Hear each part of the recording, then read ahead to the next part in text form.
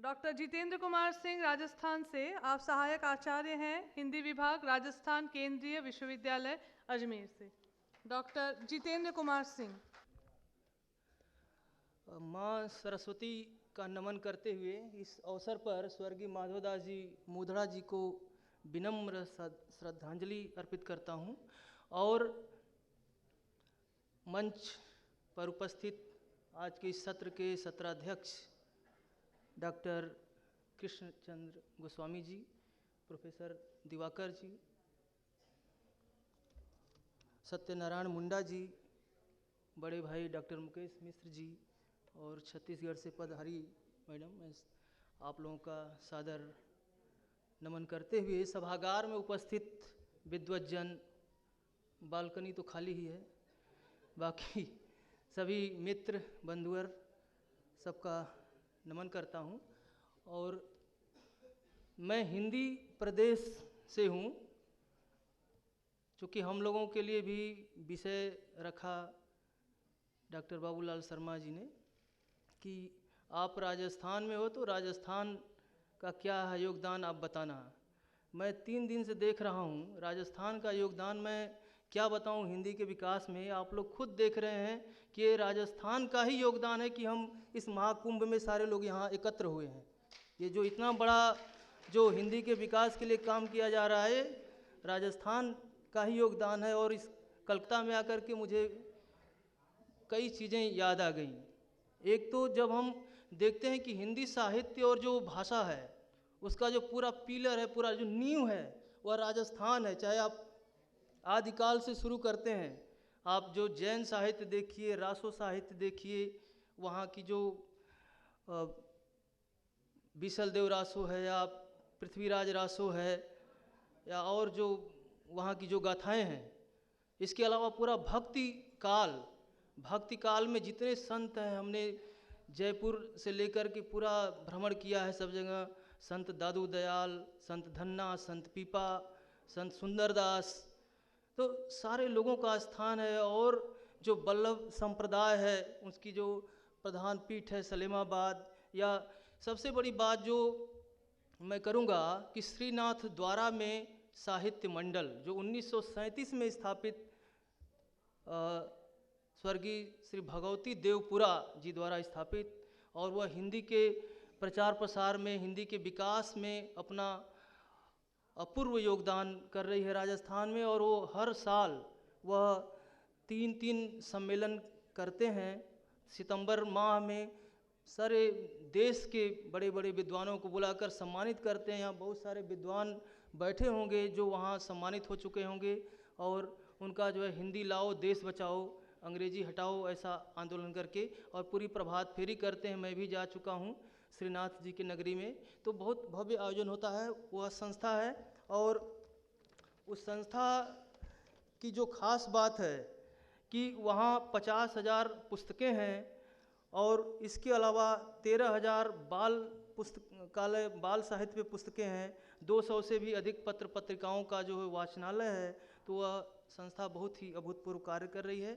इसके अलावा और मैं राजस्थान की बात करूंगा कि वहाँ राजस्थान साहित्य अकादमी 1958 में उदयपुर में है, जहाँ से मधुमती पत्रिका निकलती है, मासिक पत्रिका। और राजस्थान हिंदी ग्रंथ अकादमी है 1969 जयपुर। राजस्थान ललित कला अकादमी 1957 जयपुर में है। राजस्थान संगीत नाटक अकादमी 1957 जोधपुर। राजस्थानी भाषा साहित्य एवं संस्कृति अकादमी 1983 बीकानेर। पंडित झाबरमल शोध संस्थान 2000 जयपुर। राजस्थान ब्रज भाषा अकादमी, जहाँ इसके भूतपूर्व अध्यक्ष भी पधारे हैं, 1980 जयपुर में। रविंद्र मंच सोसाइटी जयपुर में है। जवाहर कला केंद्र है जयपुर में। Rajasthan school of art and craft है, ये भी जयपुर में है। राजस्थान प्राच्य विद्या प्रतिष्ठान जोधपुर, पश्चिम क्षेत्र संस्कृति केंद्र। इस तरह से सबसे बड़ी बात एक और है, जो वहाँ के राजस्थानी भाषा के जो शेक्सपियर कहे जाते हैं हमारे विजयदान देथा बिज्जी साहब, उनका जो रूपायन संस्थान बोरुंदा जोधपुर में है। आप देखिए कि उन्होंने पूरा साहित्य जो है, इतना विपुल साहित्य राजस्थानी में लिखा। और आप कहेंगे कि राजस्थानी जो है हिंदी प्रदेश है। हिंदी प्रदेश वालों का कितना बड़ा बलिदान है हिंदी को आगे बढ़ाने में, अपनी भाषा का। राजस्थानी मैं गांव में गया हूँ, जो राजस्थानी बोलते हैं समझ में नहीं आती मुझे, मैं कैसे मान लूँ कि वो हिंदी है। तो राजस्थानी का इतना बड़ा जो विपुल साहित्य जो विजयदान देथा जी का है, उनके पुत्र कैलाश जो गौतम जी ने है पूरा अनुवाद किया है हिंदी में। वो बातारी फुलवारी नाम से 16 खंडों में प्रकाशित है, बहुत विपुल साहित्य है। तो इसके अलावा जो ये जो चीज़ें हैं राजस्थान में हिंदी के लिए विकास कर रही हैं। साथ ही कुछ बातें और मैं कहूँगा, जो आजकल कुछ पत्रिकाएं हैं। सबसे पहले जो एक पत्रिका जो राजस्थान से शुरू किया था चंद्रधर शर्मा गुलेरी ने, समालोचक 1902 में।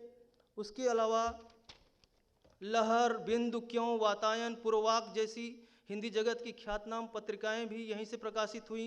संबोधन पिछले 50 वर्षों से प्रकाशित हो रही है। कृति और कवि विजेंद्र द्वारा प्रकाशित पत्रिका है, हिंदी के का विकास कर रही है राजस्थान में। प्रतिश्रुति है, मरुधर मृदुल द्वारा संपादित पत्रिका है, नए अंक इसके आ रहे हैं। अक्षर और पंचशील जो हेतु भारद्वाज जी हैं, जयपुर में रहते हैं, वो भी हिंदी के विकास में पत्रिकाएं निकाल रहे हैं। इसके अलावा बनास पत्रिका है। इसके अलावा और बहुत सारी पत्रिकाएं हैं जिनका मैं नाम नहीं लूँगा, वो व्यावसायिक पत्रिकाएं हैं जिनको यूजीसी ने अपने लिस्ट में नाम दे दिया है कि ये हमारी जो है रेफरेड जर्नल है, क्या क्या है, तो वो भी चल रही हैं। विकास हिंदी का चल रहा है। इसके अलावा मैं एक बात ये जो कहूँगा कि आज भी कुछ ऐसे जगह हैं जो मुझे बहुत खटकता है। गुवाहाटी विश्वविद्यालय में हिंदी विभाग है, वहाँ आज भी पीएचडी अंग्रेजी में होती है। अब हिंदी वाले कितना क्या कर रहे हैं कुछ मुझे समझ में नहीं आया आज तक। दूसरी बात कि राजस्थान में भी और भाषा विवाद है। मैं भाषा विज्ञान का भी विद्यार्थी हूँ और भाषा क्या होती है, बोली क्या होती है, ये सब मुझे पता है। लेकिन ये जो राजनीतिक जो तंत्र है, आज आपने देखा कि 2003 में रातों रात मैथिली जो है भाषा बन जाती है, 8वीं अनुसूची में पहुंच जाती है। तो अगर हम उस दृष्टिकोण से देखें, एज ए भाषा वैज्ञानिक दृष्टि से अगर मैं सोचता हूँ तो राजस्थानी जो है एक बहुत बड़ी भाषा है। और जब दूसरी बात एक ये जो हिंदीतर प्रदेशों से लगता है कि नहीं हिंदी प्रदेश हमारे ऊपर हिंदी थोपते हैं। आप देख रहे हैं कि कितना बड़ा बलिदान हिंदी प्रदेश के लोगों का है। इतनी बड़ी भोजपुरी भाषा जो अगर देखी जाए तो बहुत बड़ी भाषा बनेगी अगर भाषा बन गई उस दृष्टिकोण से। लेकिन मेरा ये मंतव्य नहीं है। मैं हिंदी प्रदेश इतना बड़ा जो क ख ग क्षेत्र में गिना है, 11 प्रदेश गिना दिए गए हैं, लेकिन वहाँ की भी सबकी अपनी मातृभाषा है। किसी की राजस्थान में आप देखिए तो किसी की ढूंढारी है, किसी की मेवाती है, किसी की मालवीय हाड़ौती है। तो इसके अलावा मैंने सेंसस 2001 का जो डाटा जो देखा था उसमें हिंदी की 49 बोलियों का जिक्र किया गया है। सेंसस 2001 आप देख सकते हैं 49 बोलियां हैं। तो जो हिंदी प्रदेश का जो बलिदान है हिंदी को आगे बढ़ाने के लिए, वो अपनी भाषा को छोड़ करके हिंदी के लिए पूरा जीवन समर्पण किए हैं। आप अगर बनारस को लीजिए, वहाँ के साहित्यकारों को लीजिए, धरती सबकी भोजपुरी मातृभाषा रही है। और राहुल सांकृत्यायन ने तो बहुत अच्छे अच्छे नाटक और भोजपुरी में भी लिखे हैं। यहाँ तक कि राजस्थानी में नेट एग्ज़ाम भी होता है, नेट की परीक्षाएं होती हैं। कई विश्वविद्यालयों में एमए, एमफिल, पीएचडी हो रहे हैं राजस्थानी में। तो जब हिंदी के विकास में हिंदी प्रदेश वालों का इतना योगदान है, समर्पण है, और मैं ये नहीं कहता हूँ, भाषा विज्ञान के दृष्टि से जो भाषा है उनको उनका सम्मान मिलना चाहिए। और जब ये हिंदी हमारी है जिसको कि एक परिनिष्ठित परिमार्जित हमारी सभी भाषा बोलियों को मिलाकर एक भाषा का हमने गठन किया है देश के लिए, जो राजभाषा है, संपर्क भाषा है, उस भाषा को हम राष्ट्रभाषा बना दें, उसमें कोई बुराई नहीं है। कह रहे हैं कि हमारी जितनी राष्ट्रभाषाएं हैं राष्ट्र की भाषाएं। और ये तो क्या बात हुई, इतना बड़ा देश है, कोई एक भाषा होनी चाहिए। आप विदेशों में आप कहते हैं कि हम जाते हैं तो हम वहाँ कहते हैं हमारी भाषा हिंदी है, तो वहाँ क्यों नहीं कहते हमारी 22 राष्ट्रभाषा, वहाँ जाके तेलुगु क्यों नहीं बोलने लगते? जब हिंदी है तो हिंदी को राष्ट्रभाषा होनी चाहिए, तभी हिंदी प्रदेशों का समर्पण जो है सार्थक होगा। नहीं तो राजस्थानी भी भाषा बने, भोजपुरी भी भाषा बने, भाषा विज्ञान की दृष्टि से जो योग्यता रखती है वो भाषा बने, और हिंदी भाषा को सब लोग एक भाषा के रूप में मान ही रहे हैं। आज अगर कोई एक बंदा यहाँ आकर मुझे बता दे कि मेरी मातृभाषा हिंदी है, तो मैं मान लूँ, मैं भी भाषा विज्ञान का विद्यार्थी हूँ। तो जब किसी की मातृभाषा हिंदी नहीं है, हमारी मातृभाषा भोजपुरी है, मैं फर्स्ट लैंग्वेज हिंदी पढ़ता हूँ, किसी की कन्नड़ मातृभाषा, लेकिन वो उसकी दूसरी वो भी फर्स्ट भाषा कन्नड़ ही है, उसके बाद हिंदी अपना सीख रहे हैं जो भी है। तो जब वो भी सीख रहे हैं हिंदी साहित्य में, ऐसा नहीं कि हिंदी प्रदेश के जो लोग हैं वो बड़े विद्वान हो गए, उनको भी बहुत कुछ हिंदी व्याकरण, हिंदी साहित्य, संस्कृत सब समझना पड़ता है, सीखना पड़ता है, तब वह उसके विद्वान बन पाते हैं। तो जैसे सब लोग सीख रहे हैं, हिंदी प्रदेश वाले हिंदी को सीख के पढ़ा रहे हैं, हिंदीतर प्रदेश वाले आगे बढ़ा रहे हैं, तो सबको एकजुट होकर के हिंदी का जो संकल्प, जो सार्थक, जो हमें लगता है कि उसको राष्ट्रभाषा होना चाहिए, तो होना चाहिए। दूसरी बात, हम हिंदी पे कोई एहसान नहीं कर रहे हैं, हिंदी हमारे सम्मेलन और ये करने से नहीं बढ़ रही है। जहाँ तक आप देख रहे हैं कि ये जो बाजारवाद है, जो भूमंडलीकरण है, हमारी आवश्यकता है, सारी मल्टीनेशनल कंपनियां जो भी हैं, सारे प्रोडक्ट सब कुछ हिंदी में व्यापार कर रहे हैं, उनकी मजबूरी है, व्यापार के लिए हिंदी भाषा इतनी बढ़ रही है, न कि हमारे हिंदी भाषा के सम्मान के लिए। ये सच्चाई है। और एक बात मैं ये लास्ट में कहूँगा कि मैं भारतीय भाषा संस्थान मैसूर में काम किया हूँ 8 साल। तो हमारे यहाँ एक स्लोगन था कि हर भाषा में है अपनापन, सीखो भाषा जीतो मन। तो भाषा, सब भाषा अपनी है, भाषा सीखनी चाहिए, जितनी ज़्यादा भाषा आए सीखें। और अगर हम यहाँ बंगाली में बोलें तो अच्छा लगेगा। कुछ जब ऑनलाइन बंगाली कोर्स बन रहा था तो हमारे उस समय डायरेक्टर थे प्रोफेसर उदय नारायण सिंह, उन्होंने हम लोग को स्टूडेंट बनाया था और कुछ सिखाया था, क्या मोना चैन है ना, तो कुछ थोड़ा बहुत सीखा था। सर भी आ गए हैं, मैं अपनी बात समाप्त करता हूँ। तो मेरी जो सोच है, मेरा जो चिंतन है भाषा को लेकर, साहित्य को लेकर, यही है। बाकी आप लोग सब लोग विद्वान हैं, समझदार हैं, अपनी सोच रखते हैं। इन्हीं बातों के साथ मैं अपनी बात को विराम देता हूं। अभी सुषमा स्वराज ने जो है उन्होंने कहा है कि 40 करोड़ क्या 400 करोड़ भी खर्च होगा तो मैं हिंदी को संयुक्त राष्ट्र संघ की भाषा बनाएंगे, तो देखते हैं क्या होता है। ये ठीक है सर। धन्यवाद जितेंद्र सिंह। और हिंदी क्षेत्रों में बड़ी दुविधा की स्थिति यह है कि बहुत सारी जो है भाषाएं हैं जिनको कि साहब हमको मान्यता दी जाए, तो ये जिम्मेदारी तो हिंदी क्षेत्रों की बनती है। और ये मांग उठ रही है कि भाई ठीक है, वो हिंदी क्षेत्र इसको किस प्रकार से लें। इतना ज़्यादा आ रहा है कि भाई जैसे मैथिली है, राजस्थानी है, भोजपुरी है, आंगिका है, वज्जिका है, पंवारी है, मतलब इतनी, यहाँ तक कि एकदम स्थानीय जो कहीं बोली जाती है वो बोली को ही वो भाषा के रूप में। खैर इनके कुछ राजनीतिक कारण हैं जिसको लेकर के, और जो हिंदी क्षेत्र हैं उनको, उसमें मैंने कल भी कहा था कि उसको हिंदी के मामले में बड़े भाई की, बड़ी बहन की भूमिका अदा करनी चाहिए और सोचना चाहिए। लेकिन अब ये राजनीति का मामला है, टेढ़ा मामला है। खैर अब अध्यक्षीय संबोधन होगा प्रोफेसर गोस्वामी का। इससे पहले जैसे 2-2 मिनट बोलने वाले हमारे जो महानुभाव हैं उनका है, और उन्होंने मुझे वचन दिया है कि हम 2-2 मिनट बोलेंगे, सभी ने यही कहा है। और मैं मान लेता हूँ कि वो ज़रूर उस हमारी महान परंपरा को निभाएंगे जिसमें कहा गया है कि प्राण जाए पर बचन न जाई।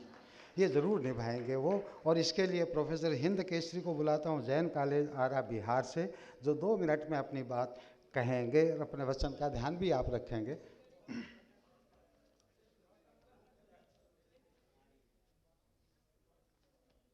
इसके बाद श्री तरसेम कुमार अग्रवाल, देहरादून उत्तराखंड, वो कृपया तैयार रहें आने के लिए। आदरणीय मंच और सभा में उपस्थित हमारे सारे बुजुर्गों, हिंदी प्रेमियों एवं राष्ट्रभक्तों और युवा पीढ़ी के हमारे भावी कर्णधारों, मैं राजर्षि पुरुषोत्तम दास टंडन ने कहा था कि मैं हिंदी को राष्ट्रभाषा इसलिए नहीं मानता कि यह भारत के बड़े भूभाग में बोली और समझी जाती है, इसलिए भी नहीं मानता कि इसमें भारतीय संस्कृति अविच्छिन्न रूप से प्रवाहित होती है, इसलिए भी नहीं मानता कि यह वैज्ञानिक और समृद्धशाली है, बल्कि इसलिए मानता हूं कि इसमें अंग्रेजी प्रदत्त मानसिक गुलामी को दूर भगाने की प्रखर क्षमता है। मेरे मित्रों, मैं कहना चाहता हूं, आज हमारी जो संस्कृति जो पनप रही है, हमको याद है हमारे सामने एक पूर्व मुख्यमंत्री ने अपने पोते से कहा कि देखो ये 49 रुपया है, ये लेकर के वो दवाई ले आओ। तो कहा कि ग्रैंडफादर ये 49 क्या होता है? उनका कह रहे बुढ़बा कहेगा 49 समझते हो? उनका जी 45, हाँ ठीक। यह है हमारी संस्कृति पनप रही है। हम कहाँ जी रहे हैं? किस भावी पीढ़ी का निर्माण कर रहे हैं? हम कैसे समाज में जी रहे हैं? कल हमारा वह बच्चा माता पिता सुनकर के चौंक उठेगा, क्या होगा इस देश का? इसलिए हमारी पीड़ा है। हम कहना चाहते हैं आप कि गौरव की भाषा नई सीख, भिखमंगों की आवाज बदल। गौरव की भाषा नई सीख, भिखमंगों की आवाज बदल। सिमटे पंखों को खोल गरुड़, अब उड़ने का अंदाज बदल। शोषण और शासन बहुत सहे, शोषण और शासन बहुत सहे, अब मिथ्या धर्म के राज बदल। अरे याचना करुण धुन बहुत सुना, याचना करुण धुन बहुत सुना, अब तो गीतों का साज बदल। अस्वाधीन मनुज के इच्छा के, स्वाधीन मनुज के इच्छा के आगे पहाड़ हिल जाते हैं। रोटी क्या, अधिकार क्या, दुनिया के सारे श्रृंगार मिल जाते हैं। तो मैं राष्ट्रभाषा को आपको ओढ़ने के लिए नहीं, उसको अपनाने के लिए आपसे गुजारिश करता हूं कि हाथों में लेकर ज्ञान दीप, हाथों में लेकर ज्ञान दीप, पैरों में आंधी का प्रवाह, छाती में ले संकल्प अटल, तुम जहां चलोगे वही राह। और मेरे मित्रों, केवल यही कहना चाहते हैं कि सरस्वती के न्याय भवन में हम क्या कर रहे हैं? हमको इस बात का दुख है। हमारे बहुत से वक्ताओं ने ठीक ही कहा कि हमारा इस हिंदी का जो स्खलन हो रहा है या हिंदी की दुर्गति हो रही है, हिंदी के जो प्रोफेसर हैं उनके द्वारा और हिंदी के जो लोग इनकी रोटी खाते हैं उनके द्वारा। हमको अपनों ने लूटा, गैरों में क्या दम था? हमको अपनों ने लूटा, गैरों में क्या दम था? अरे कश्ती वहीं डूबी जहां पानी बहुत कम था। तो अब हम केवल निवेदन करते हैं कि हमारा दायित्व क्या है, हम कहाँ जी रहे हैं, हमको क्या करना चाहिए, हम कौन हैं, क्या कर रहे हैं, क्या हमारा कर्म है, क्या चाहिए करना हमें और क्या हमारा धर्म है। मेरे मित्रों, बस यही कि सरस्वती के न्याय भवन में हम क्या करेंगे उसका मूल्यांकन करने के लिए माँ भारती बैठी हुई है। तो सरस्वती के न्याय भवन में अभिनय जांचा जाता है, सरस्वती के न्याय भवन में अभिनय जांचा जाता है। अब पटाक्षेप के बाद राय अपनी इतिहास सुनाता है। कहता है इतिहास, कहता है इतिहास, अमुक का नाम लिखो कभी सोने से, मस्तक ऊंचा हुआ देश का जिसके पैदा होने से। और अमुक नर पर थूकेंगी संततियां आने वाली, और अमुक नर पर थूकेंगी संततियां आने वाली। तुच्छ स्वार्थित बेच देश भर की जिसने इज्जत डाली। तो राजा से ऊंचा उठता है आसन कभी फकीरों का। आधा मिनट सर, आधा मिनट। हाँ, राजा से ऊंचा उठता है आसन कभी फकीरों का, अब मुकुटों से भी कभी मान बढ़ जाता है जंजीरों का। तो मेरे मित्रों, केवल हमको संकल्प लेना है कि राष्ट्रभाषा हमारी जननी है और वह राष्ट्रभाषा हिंदी जननी के समान होती है। हम केवल संकल्प लें, क्योंकि चलता है सच्चा बाण तभी, चलता है सच्चा बाण तभी जब ठौर ठिकाना हो कोई, और शुभ लक्ष्य तभी पूरा होता जब मन में ठाना हो कोई। जय हिंद, जय भारत। और एक 10 सेकंड और सर, जो इसके पुरोधा जो हैं सर, जिनके माननीय विठल साहब के सदप्रयास से और बाबूलाल शर्मा जी के सदुद्योग से और यास्मी जी के माने सत्प्रयास से हम लोग यहाँ उपस्थित हैं। इनके सम्मान में हम यही कहना चाहते हैं कि सत सत आपको अभिवादन है, सत सत आपको अभिवादन है। सुखी रहें जीवन भर और झरे शीश पर सुमन सुजस के, झरे शीश पर सुमन सुजस के, अंबर तल से झरझर। जय हिंद, जय भारत, जय हिंदी, जय हिंदी प्रेमियों। धन्यवाद हिंद केसरी जी। इससे पहले मैंने उपाधि के रूप में तो ये नाम सुना था, लेकिन आज पहली बार मैंने, और वाकई हिंद केसरी है। इससे पहले एक और नाम भी सुना था। जब मैंने उनसे पूछा कि आपका नाम क्या है, तो उसने कहा मेरा नाम द्रोणाचार्य जाट है। उससे पहले मैंने वो नाम नहीं सुना था। खैर, तरसेम कुमार जी अग्रवाल आइए। आप बड़ा ही जो है जोशीला हिंद केसरी जी ने वाकई अपना भाषण भी, कविता भी। आइए। मंच पर आसीन प्रबुद्धजन एवं श्रोतालय में बैठे हमारे विद्वज, मेरा विषय है पब्लिक स्कूलों में हिंदी का संरक्षण और संवर्धन। आप लोगों को अक्सर ये बातें सुनने को मिलती होंगी कि पब्लिक स्कूलों में किसी भी विद्यार्थी को हिंदी बोलने पर मनाही होती है और हिंदी बोलने के लिए पनिशमेंट दिया जाता है, दंड दिया जाता है। आपको जान के बड़ा आश्चर्य होगा, मैं देहरादून से हूँ और वहाँ पे पब्लिक स्कूलों की भरमार है। आपको ये भी एक आश्चर्यजनक सच्चाई लगेगी, वहाँ 500 से अधिक पब्लिक स्कूल हैं। पब्लिक मतलब इंग्लिश मीडियम, जिनका माध्यम अंग्रेजी का है। लेकिन ये एक सुखद आश्चर्य है कि जो पुराने पब्लिक स्कूल हैं, जैसे Doon school, Belum girls, Belum boys, इन स्कूलों में हिंदी रेगुलर पढ़ाई जाती है और वहाँ पर हिंदी की कविता पाठ, हिंदी में डिबेट, हिंदी में वाद विवाद और दूसरे लेखन प्रतियोगिताएं इस तरह की होती हैं। और सामाजिक संस्थाओं द्वारा आयोजित प्रतियोगिताओं में भी उनका वर्चस्व रहता है।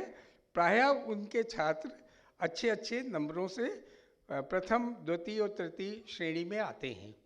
लेकिन कुकुरमुत्ते की तरह खुले हुए अनेक पब्लिक स्कूल जो हैं, जो दावा करते हैं, ऊंची ऊंची फीस लेते हैं, उनमें हिंदी के विकास और संवर्धन में बाधाएं पहुंचाई जाती हैं।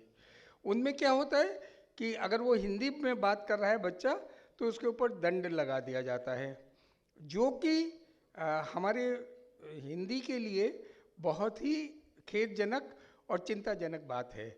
लेकिन जितने इस्टेब्लिश्ड या बहुत स्थापित 50 वर्ष पुराने स्कूल हैं, उन सब में हिंदी को महत्व दिया जाता है और हिंदी का संवर्धन और संरक्षण किया जाता है। धन्यवाद। आप सबको नमस्कार। और आयोजकों को मैं बधाई देना चाहता हूँ इतने भव्य आयोजन के लिए, विशेषतः मुंद्रा जी को और बाबूलाल शर्मा जी को। बहुत बहुत धन्यवाद। और अब मैं आमंत्रित करता हूँ सुरेश मंडल भागलपुर से। आइए, श्री सुरेश मंडल भागलपुर से आए हैं, आइए।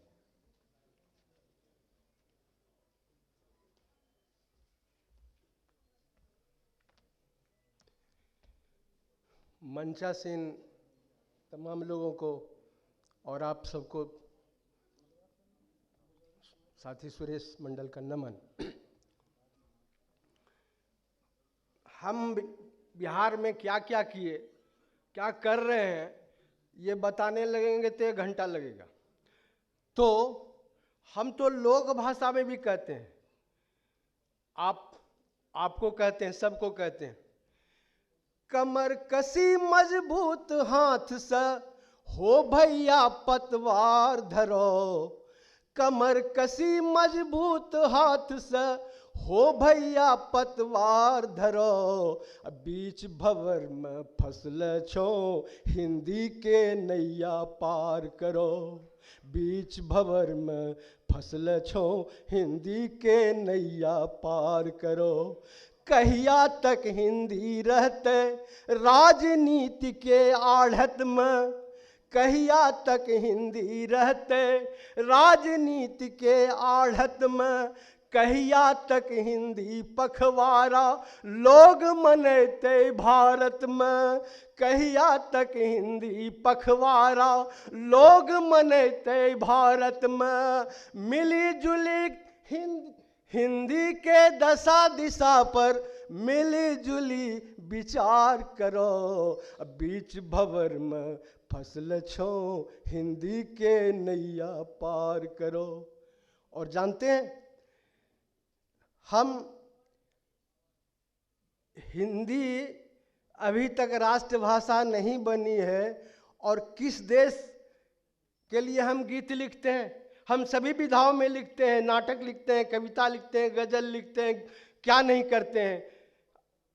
अमेरिका में छपते हैं गांव देहात के लोग, हिंदी में जीते हैं, सोते हैं, खाते हैं, पीते हैं। हम कहते हैं उच्च विचारों का प्रतीक वन जहां हिमालय निर्भिमान है, उच्च विचारों का प्रतीक वन जहां हिमालय निर्भिमान है। हिंद महासागर की लहरों में लहराता जहां ज्ञान है, जहां की फसलें पा हरियाली झूम झूम इतराए, जहां की धरती महागर्भ में ढेर रतन का पाए, जहां की नदियां जग जीवन को अमृत पान कराए, जहां की चिड़ियां चुनमुन गुनगुन गीत अमन के गाए। कई धर्म हैं, कई जातियां, यहाँ कई भाषाएं, कई धर्म हैं, कई जातियां, यहाँ कई भाषाएं। सर्वधर्म संभाव जगाए रोज नई आशाएं। दुनिया की आंखों का तारा अपना देश है, सदियों से देता युग को संदेश है।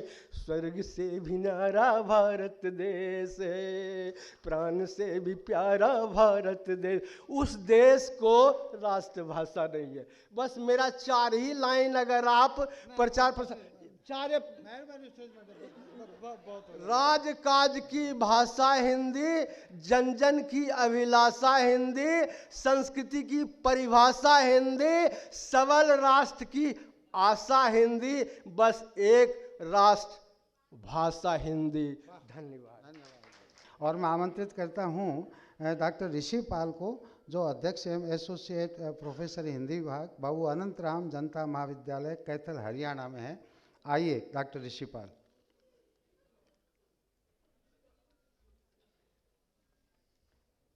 धन्यवाद डॉक्टर बाबूलाल शर्मा जी। सर्वप्रथम मैं स्वर्गीय माधोदास जी मुंदड़ा जी को अपने श्रद्धा सुमन अर्पित करता हूँ।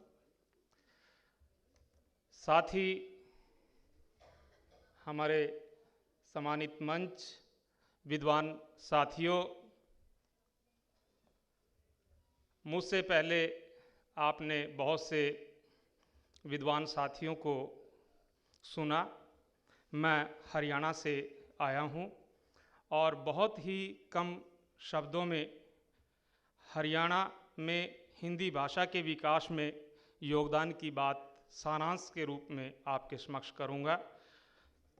साथियों, स्वतंत्रता के पश्चात हरियाणा हिंदी भाषी राज्य के राजनीतिक रूप में 1 नवंबर सन 1966 को अस्तित्व में आया था।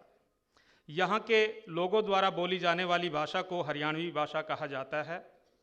कई विद्वानों ने हरियाणवी भाषा को अलग अलग नामों से अभिहित किया है, जैसे बांगरू, कोरवी, खड़ी बोली, जाटू, दक्षिणी हिंदी इसके विशेष नाम लिए जाते हैं। अपनी बात को बहुत ही कम शब्दों में कहते हुए, राष्ट्रभाषा हिंदी के विकास में हरियाणवी भाषा का व हरियाणा प्रदेश का ऐतिहासिक एवं प्रमुख स्थान है। हरियाणा में पूर्व से ही हिंदी साहित्य का सृजन होता रहा है। हम सभी जानते हैं बाणभट्ट की कादंबरी, महाकवि सूरदास और हाली जैसे शायर की जन्मस्थली होने का सौभाग्य भी हरियाणा प्रदेश की धरती को जाता है। उपन्यासकार और उपन्यासों की जब हम बात करते हैं तो हरियाणा के लेखकों ने कथा साहित्य में भी अभूतपूर्व योगदान दिया है, जैसे कृष्णलाल वर्मा का चंपा उपन्यास और किशोरी लाल का कश्मीर यात्रा उपन्यास विशेष उल्लेखनीय हैं। इसी श्रेणी के प्रमुख लेखकों में खुशीराम वशिष्ठ, अमृतलाल मदान, राकेश वत्स, स्वदेश दीपक, घमंडीलाल अग्रवाल, रोहिणी अग्रवाल आदि के नाम बड़े सम्मान के साथ लिए जा सकते हैं।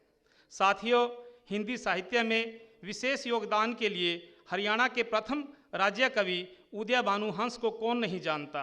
वे न केवल समकालीन हिंदी कविता के हीरक हस्ताक्षर हैं, बल्कि सहज कविता आंदोलन के पुरोधा कवि और आचार्य विश्रुत लेखक भी हैं। डॉक्टर शशि भूषण सिंघल को हम कथा साहित्य के सृजन, शोध और समीक्षा के विद्वान के रूप में जानते हैं।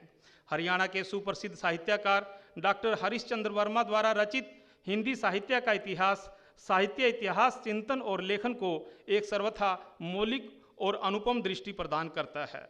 सुप्रसिद्ध रचनाकार डॉक्टर कमल नयन कपूर ने हिंदी कविता के रंगपाठ की परिकल्पना, प्रदर्शन और प्रयोग को हिंदी जगत से परिचित करवाकर राष्ट्रीय स्तर पर अनुपम एवं प्रशंसनीय कार्य किया है।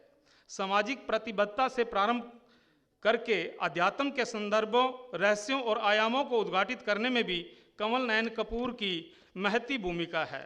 इसी प्रकार गद्य साहित्य को ठोस आधारभूमि प्रदान करने में मोहन चोपड़ा का अद्वितीय स्थान है।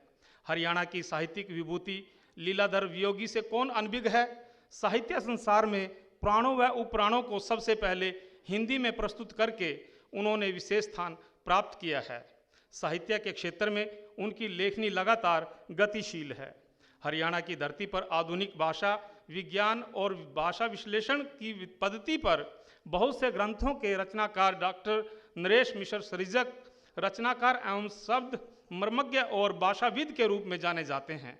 डॉक्टर रामनिवास मानव हरियाणा के समकालीन सृजनात्मक हिंदी साहित्य के अधिकारी विद्वान हैं। उन्होंने लघु कथा में समाचार शैली के प्रवर्तक की भूमिका का सफल निर्वहन किया है। उनका दोहा, बालगीत तथा लघु विधाओं में अपूर्व योगदान रहा है। सफल कवि माधव कौशिक ने कविता की प्रत्येक विधा में सफलतापूर्वक पहचान बनाई है। उन्होंने आम बोलचाल की भाषा में हिंदी गजल को नई कलात्मक पहचान प्रदान की है। हिंदी महाकाव्यकारों की परंपरा को आगे हरियाणा में बढ़ाते हुए तुलसीराम शर्मा, दिनेश भारतभूषण सांगीवाल, लीलाधर वियोगी, अमृतलाल मदान, शाश्वत मोहन मनीषी, राणा प्रताप गन्नौरी, धर्मचंद विद्यालंकार और निरंजन सिंह योगमणि ने एक तथा उदय भानु हंस ने दो महाकाव्यों का सफल सृजन किया है। निष्कर्ष रूप में हम कह सकते हैं कि हरियाणा में समकालीन हिंदी कविता, दोहा साहित्य, नवगीत, हिंदी गजल, लंबी कविता, नाट्य काव्य, खंड काव्य, महाकाव्य, लघु कथा, कहानी, उपन्यास, एकांकी, नाटक, निबंध, आलोचना और पत्रकारिता, बाल साहित्य, विज्ञान साहित्य, लोक साहित्य आदि विषयों की विधाओं के द्वारा हिंदी की विकास यात्रा में अपनी गुणवत्ता के साथ आगे बढ़ रही है। आप सब ने मेरे विचार सुने। आप सबका धन्यवाद। जय हिंदी, जय भारत। धन्यवाद ऋषिपाल जी। और अब मैं आमंत्रित करता हूँ भागलपुर बिहार से सुजाता कुमारी को।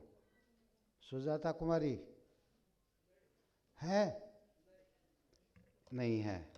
चलिए, और अब ये ध्रुव नारायण सिंह राई, सुपौल बिहार। आइए ध्रुव नारायण सिंह जी।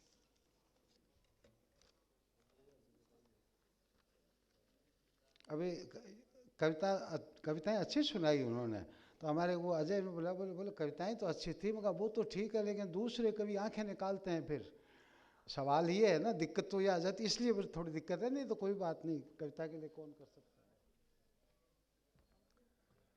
सम्मान्य मंच उपस्थित साहित्यकार भाई बहनों,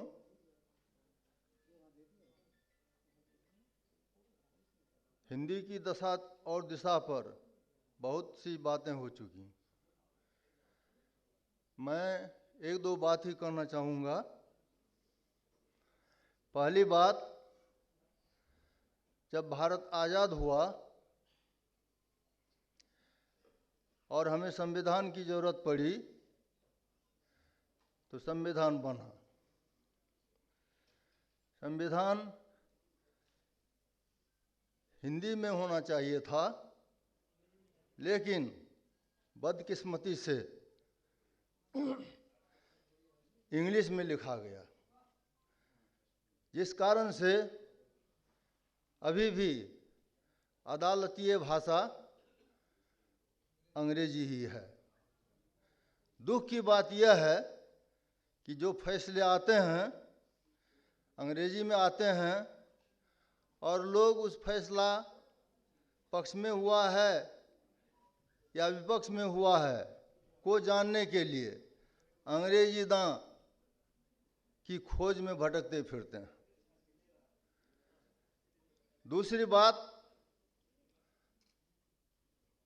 15 अगस्त 1947 से लेकर आज 2018 तक इतनी लंबी अवधि तक हिंदुस्तान को आज़ाद हुए हो गया, लेकिन हिंदी हमारी शिक्षा की भाषा नहीं बन सकी। जो अच्छे संस्थान हैं, चाहे वो हिंदी प्रांतों के हों या हिंदीतर प्रांतों के, हर जगह शिक्षा का माध्यम अंग्रेजी है। यह भी मेरे ख्याल से दुखद बात है। मैं एक बात बताना चाहता हूँ कि मेरी मातृभाषा नेपाली है, क्योंकि मैं परिवार में मातृभाषा ही बोलता हूँ और परिवार से बाहर जब पैर धरता हूँ तो नेपाली की सगी बहन मैथिली होती है, मैं मैथिली में बोलता हूँ। उसके बाद जब मैं स्कूल पहुँचता हूँ, कॉलेज पहुँचता हूँ, यूनिवर्सिटी पहुँचता हूँ या अन्य जगह जाता हूँ, तब मैं हिंदी बोलता हूँ और बड़े फख्र के साथ मैं हिंदी बोलता हूँ और अपने आप को नेपाली मूल का आदमी होते हुए भी, नेपाली मातृभाषी होते हुए भी अपने आप को हिंदू कहता हूँ और हिंदी की सेवा करता हूँ। मैं सोचता हूँ अगर हम, इससे पहले एक विद्वान वक्ता ने कहा था कि सभी प्रांतीय भाषाएं राष्ट्रीय भाषाएं राष्ट्रभाषा हो जाएं तो काम चलेगा। ऐसा बिल्कुल असंभव है। राष्ट्र एक होता है और राष्ट्र की भाषा भी एक होती है। अतः हिंदी हमारी राष्ट्रभाषा होनी चाहिए। इसका यह मतलब नहीं है कि मैं नेपाली को हीन समझता हूँ या अन्य भाषा जैसे तेलुगु, कन्नड़, तमिल इत्यादि को महत्वहीन समझता हूँ। यह बात नहीं है, सारी भाषाओं का समान महत्व है, लेकिन हमारी अभी तक राष्ट्रभाषा हिंदी पूर्णतः नहीं बन सकी है। इसके लिए मुझे बहुत दुख है। आप सारे लोग इस पर विचार करेंगे। बंगाल के इस मंच पर, बंगाल की धरती पर मैं जो बोल रहा हूँ, मेरी बात संभवतः सारे लोगों के दिल में जगह बनाएगी। इन्हीं शब्दों के साथ, एक शेर के साथ मैं अपनी बात समाप्त करूँगा। दिया खामोश है तो क्या, किसी का दिल तो जलता है। दिया खामोश है तो क्या, किसी का दिल तो जलता है। चले आओ जहाँ तक रोशनी मालूम होती है। धन्यवाद। बहुत बहुत धन्यवाद। और डॉक्टर सिद्धार्थ कुमार श्रीवास्तव, जो प्रशिक्षण अधिकारी भाषा हिंदी भाषा विभाग छत्तीसगढ़ शासन में, डॉक्टर सिद्धार्थ कुमार श्रीवास्तव।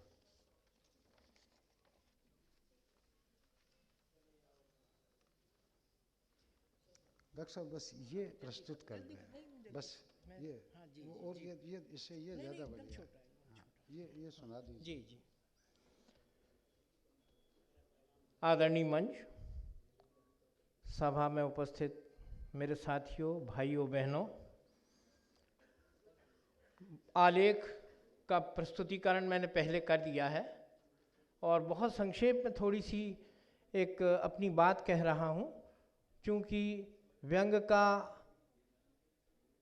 शोधार्थी रहा हूँ तो थोड़ी व्यंग का पुट कहीं आ जाए तो आप बुरा मत मानिए। हिंदी के जन्म की बात करता हूँ। दक्षिण भारत में बड़ा हिंदी का विरोध हुआ और आपको बड़ी आश्चर्यजनक बात बताऊं कि हिंदी का जन्म दक्षिण भारत में हुआ। निजाम में एक कवि वली थे, 1050 की बात बता रहा हूँ, संवत 1050, जब वो वहाँ गए दिल्ली और उन्होंने सौदागरों की अटपटी सी भाषा सुनी तो वहाँ से आके अपने साथियों से और अपने मालिक निज़ाम से हैदराबाद के उन्होंने कहा कि एक ज़बान अटपटी सी है, नाम हिंदवी है, और हिंदी का जन्म हो गया। हिंदी का जन्म दक्षिण की हैदराबाद शहर में निज़ाम की रियासत में हुआ है, ये मैं बताऊं आपको।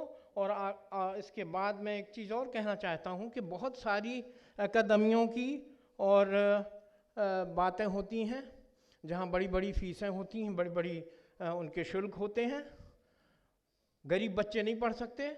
इसी सब को देख के गांधी जी ने जो संस्थाएं बनाई थीं कि सस्ते माध्यम से हिंदी का प्रशिक्षण हो, हिंदी, वो संस्थाएं आज भी जिंदा हैं। और अभी भारत की चर्चा हो रही है और हिंदी प्रदेशों की चर्चा हो रही, तो सारी हिंदी प्रदेशों में ये संस्थाएं जिंदा हैं। मैं खुद इन संस्थाओं में जाता हूँ, उन संस्थाओं की सूची बताता हूँ और संक्षेप में उनके कार्य बताता हूँ। 2 मिनट का समय लूँगा और उसके बाद 1 मिनट आपसे मैं संवाद करूँगा। देखिए, ये संस्थाएं हैं राष्ट्रभाषा प्रचार समिति, और इसके पहले 1-2 संस्थाएं और मालवीय जी की उससे बनी थी, चर्चा हो चुकी है, जैसे हिंदी साहित्य सम्मेलन, नागरिक प्रचारणी सभा, ये विश्व स्तर की हैं।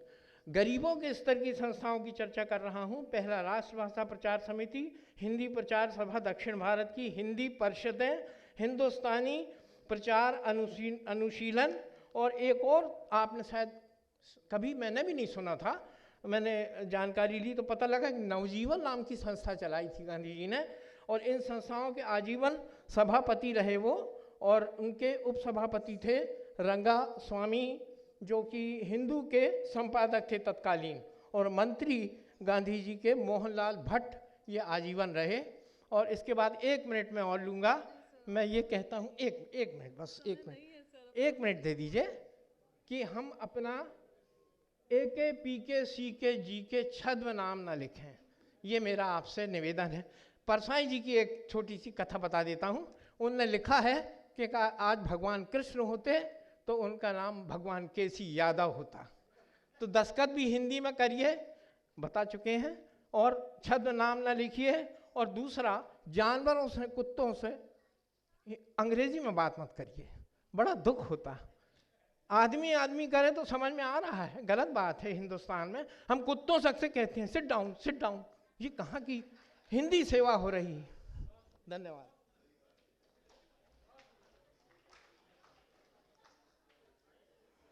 धन्यवाद। अब मैं इस सत्र के अध्यक्ष माननीय प्रोफेसर कृष्णचंद्र गोस्वामी जी को आमंत्रित करूंगी। आप ब्रजभाषा भक्ति साहित्य के विशेषज्ञ हैं एवं राजस्थान कॉलेज के प्राध्यापक हैं। प्रोफेसर कृष्णचंद्र गोस्वामी जी।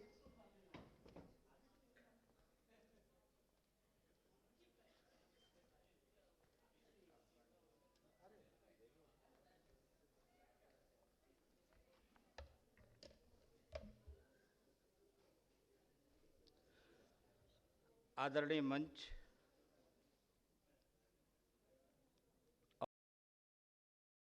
और सभा भवन में उपस्थित विद्वज्जन और कविगण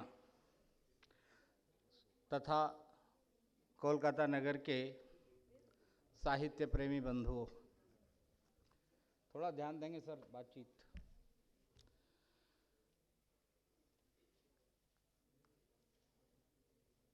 पहली बात तो ये कि ये अध्यक्षता मूल अध्यक्ष के स्थान पर हो रही है। दूसरी बात, पूरा कार्यक्रम जो परसों प्रारंभ हुआ, कल दिन भर जिसमें वैचारिक ऊर्जा का आदान प्रदान हुआ, और आज भी हम दिन भर जिस समुद्र मंथन में लगे रहे, वह उस छोर पर पहुंच गया है जहां धीरज अछोर हो जाता है। बड़ी कठिनाई है, फिर भी कुछ बातें मैं कहूँगा।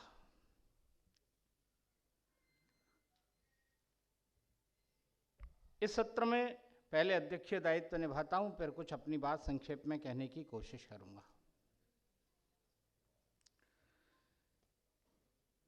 अनेक विद्वानों के वक्तव्य अपने सामने आए हैं, बहुत तरह की बातें यहां सामने आई, और उन बातों में एक बात आई राष्ट्रभाषा को लेकर के। मित्रों, भारतीय संविधान में हिंदी राष्ट्रभाषा है ऐसा प्रावधान मेरी जानकारी में नहीं है। हिंदी के बारे में जो प्रावधान संविधान ने दिए हैं वो राजभाषा के लिए दिए हैं। हिंदी के प्रयोजनमूलक मंतव्यों को प्राप्त करने के लिए जिन अधिकारियों की नियुक्ति होती है वो राष्ट्रभाषा अधिकारी नहीं है, राजभाषा अधिकारी हैं, भिन्न भिन्न संस्थाओं में काम कर रहे हैं। अपने देश की प्रकृति कैसी है, उस प्रकृति को ध्यान में रख करके ही कोई योजना बनेगी, और बनानी भी चाहिए। मुझे यहां स्मरण होता है पृथ्वी सूक्त के उस मंत्र का जिसमें कहा गया, जन्म बिभ्रति बहुधा विभाजसाम नाना धर्माणाम पृथ्वी यथोकहम।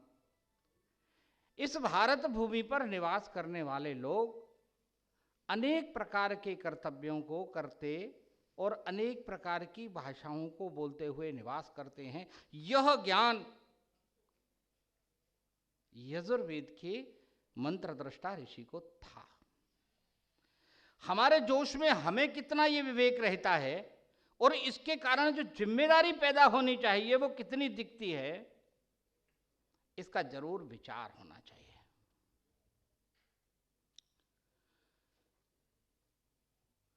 सुब्रमण्यम भारती की बात की कल चर्चा हुई थी।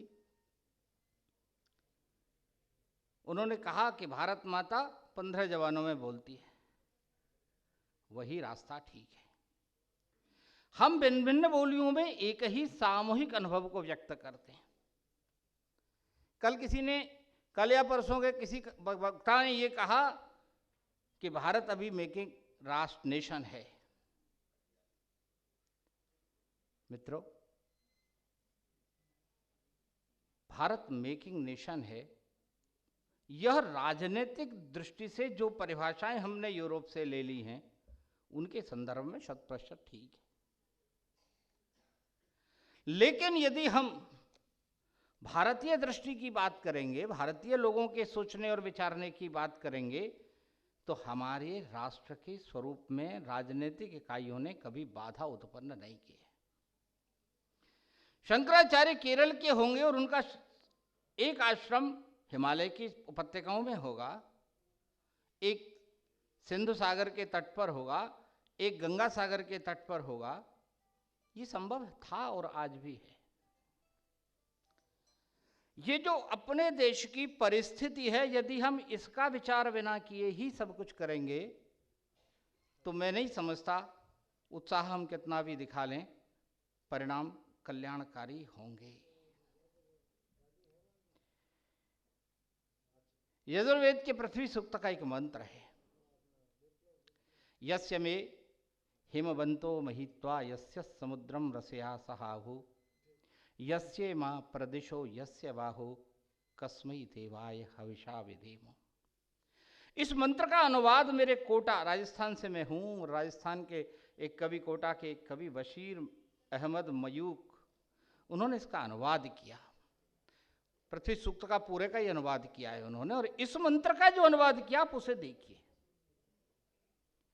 उन्होंने अनुवाद किया, जिसके फैले बाहुपाश में आवेष्टित होने को आतुर दिशा दिशांतर, उद्वेलित हो रहा समुद्रों के सीने में, जिसके मंगल घोषों का संघोष निरंतर, हेममंडित पर्वतमालाएं जिसे दे रही अभिनंदन का मौन समर्पण, उस स्वदेश के कर्म यज्ञ में मेरी जीवन समिधा अर्पण।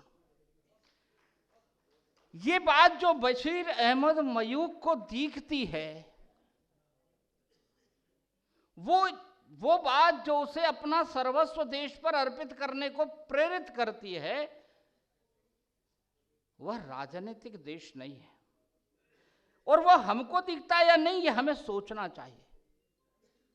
जिस दिन हम ये देखना बंद कर देंगे, उस दिन झंझटों का अंत नहीं है। यह सत्र इस मंच पर पीछे सजा हुआ जो बैनर है, उसकी मर्यादा से उत्तीर्ण विषय का सत्र है। उसका विषय था हिंदीतर भाषाओं और विदेशों में, हिंदीतर राज्यों और विदेशों में हिंदी भाषा और साहित्य की दशा और दिशा। अब यह सत्र न तो हिंदीतर राज्य से संबंधित है और न विदेशों से संबंधित है। आदरणीय बाबूलाल जी शर्मा ने अत्यंत व्यापक दृष्टि रखकर इसे अलग से संभाल करके रखा है। क्यों रखा है? उसके कुछ तो कारण रहे होंगे, और उसका एक बड़ा कारण यह है कि ये लगभग आधे भारत का सत्र है। हम लोग अपनी जिम्मेदारी को देखें कि हम कहां बैठे हैं। जिस दिन संविधान सभा की मीटिंग हो रही, जिस दिन राजभाषा सभा की बैठक हो रही थी, और ये तय था कि राजभाषा के पद पर हिंदी के मामले में दक्षिण से आए बंधु विरोध करेंगे, उस दिन हिंदी के लोगों ने बैठकर एक बड़ा विचित्र सा निर्णय लिया। और वो निर्णय जानते हैं क्या है? आप जानेंगे, आपका शायद ध्यान नहीं गया होगा। आप सब लोग, मैं जानता हूं, बहुत अपने अपने विषय के गहन अध्येता हैं, गहन मनीषी हैं, तत्वचिंतक हैं। हुआ ये कि दक्षिण के विद्वानों ने, जो उस मीटिंग में सदस्य में उस सभा के सदस्य थे, उन्होंने ये तय किया कि हिंदी वालों के सामने एक प्रस्ताव रख देते हैं कि देवनागरी लिपि नहीं होगी, अंकों की। अंक जो हैं वो देवनागरी अंक नहीं होंगे, गिनतियां 1 2 3 जो भारतीय पद्धति से हिंदी में लिखते हैं उस तरह नहीं होंगी। उसके स्थान पर रोमन में होनी चाहिए। हमें आपकी लिपि नहीं, अंकों की लिपि नहीं चाहिए। हिंदी के लोगों ने इस पर एक तुरंत बड़ी प्रत्युत्पन्नमति से कहा, ठीक है, ये स्वीकार है। जो इच्छा थी वह पूरी नहीं हुई, और उसके बाद देवनागरी लिपि में सरकारी आदेश के अनुसार रोमन लिपि के अक्षरों में हम गिनती लिखते हैं 1 2 3 4। आज आप बच्चों से शिकायत करते हैं ना कि बच्चे 14 को पहचानते नहीं। हिंदी वाले 14 को तो बिल्कुल ही नहीं पहचानते, 5 को नहीं पहचानते, 8 को नहीं पहचानते, सब ठाठ भूल गए अपना। परंतु ये उसके पीछे समय की चुनौती और लोगों का विवेक कि इस देश को इकट्ठा रखना है, कैसे हिंदी को बढ़ाना है, कैसे मजबूत करना है। आप देखिए, यहां सभा में बैठकर, मैं नहीं जानता, एक मिथक है, मैं मिथक ही कह देता हूं उसे। वैसे मैं तो आस्थावान सगुण परंपरा का व्यक्ति हूं, मेरे लिए तो उतना ही सत्य है जितना समय में हुआ होगा अपने में। राम के सामने हनुमान ने सीता के यह पूछने पर कि इन मोतियों में तुम क्या ढूंढ रहे हो, उन्होंने कहा आपको ढूंढ रहा हूं, आप दोनों हैं कि नहीं इन मोतियों में, क्या करना है ऐसे मुझे मुक्ताओं की मालाओं का।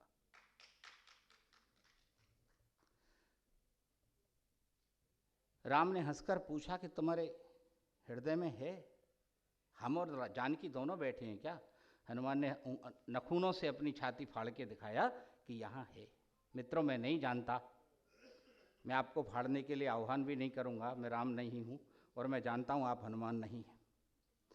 पर अपने हृदय को टटोल करके देखिए कि कितनों के हृदय में हिंदी धड़कती है।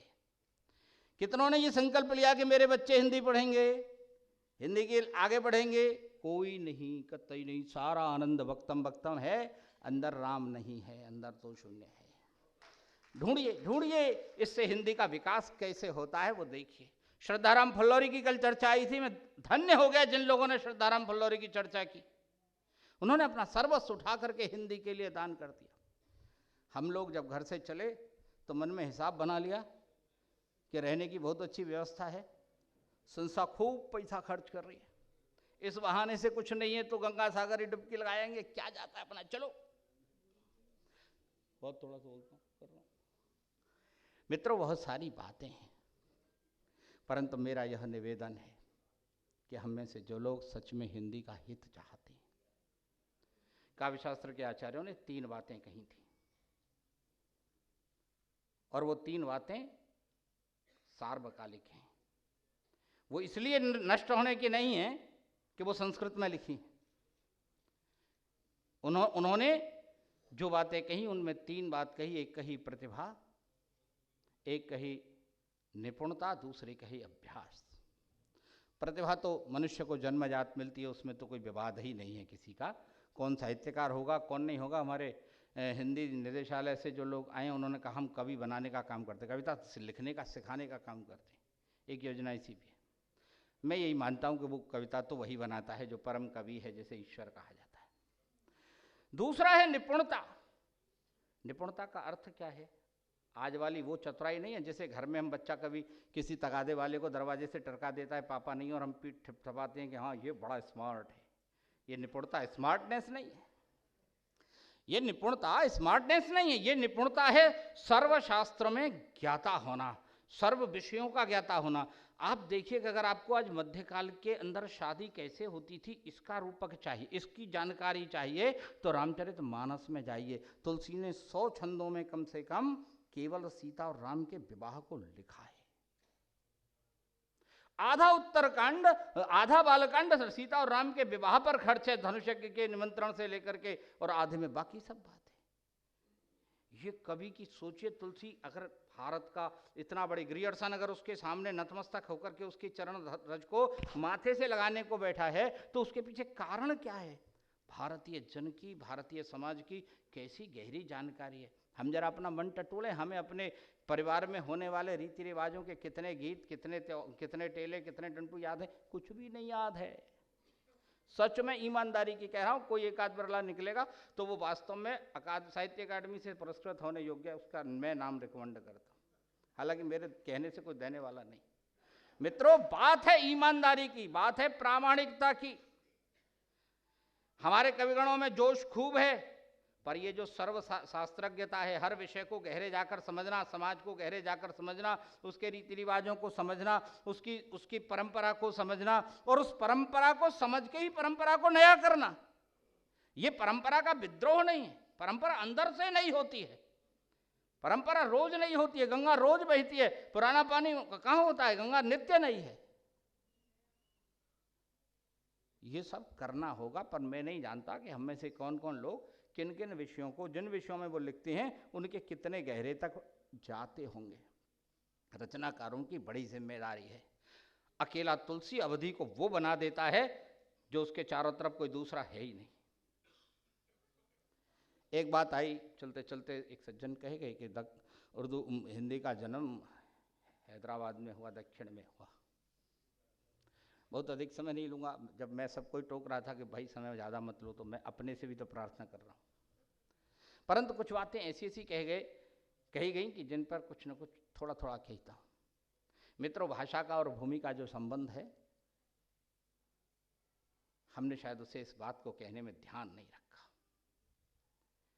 आज हिंदी जिस क्षेत्र की भाषा है, जो भाषा जिसे हम हिंदी कहते हैं, उस हिंदी की वो भाषा दिल्ली और मेरठ और आसपास के इलाके की भाषा है। वो किसी हैदराबाद निज़ाम के यहाँ नहीं बनेगी, वो किसी महाराष्ट्र में, बम्बई में नहीं बनेगी, वो किसी कलकत्ते में नहीं बनेगी, वो वहीं बनेगी और वहीं से सब जगह जाएगी। जिस भाषा है तो धरती होगी। सिंध, आज यहाँ सिंध की भूमि नहीं होगी, लेकिन सिंध प्रांत तो है, भूमि है, वहाँ के लोग आज भी सिंधी ही बोलते हैं। उनका धर्म कुछ भी होगा, वो कोई अलग विषय। आज राजनीतिक परिस्थिति से वो भारत नाम से नहीं जाना जाता होगा, कोई दूसरा नाम होगा, पर भूमि होगी तो भाषा रहेगी। मेरा ये निवेदन है कि हम जो बोलें तो सोच तो लें, कह क्या रहे।